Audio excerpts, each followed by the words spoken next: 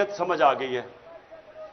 नीयत यह है कि किसी तरह इमरान खान को जेल में डालो, एक दफा वो जेल में चला बलूचिस्तान ले जाओ और एक के बाद दूसरा केस पे उसको वहीं रखो और उसके बाद इमरान खान को जेल में डाल के इलेक्शन करवा दो, ताकि अगर इमरान खान नहीं होगा तो इनका ख्याल है कि ये इलेक्शन किसी ना किसी तरह इन चोरों को जता देंगे।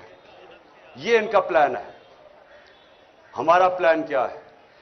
हमारा प्लान ये है कि सब इलेक्शन की आप जितने भी आए हैं, मैं अब आपके जो टिकट हैं, एक एक का टिकट मैंने खुद अपनी तरफ से, पहले हमारे टिकट में और लोगों के ऊपर छोड़ देता था टिकट देना, लेकिन मुझे पता है 2018 के टिकट बड़े गलत बांटे गए हैं और मुझे पता है कि उसमें बदनीयती भी थी और पैसा भी चला था कई जगह पे।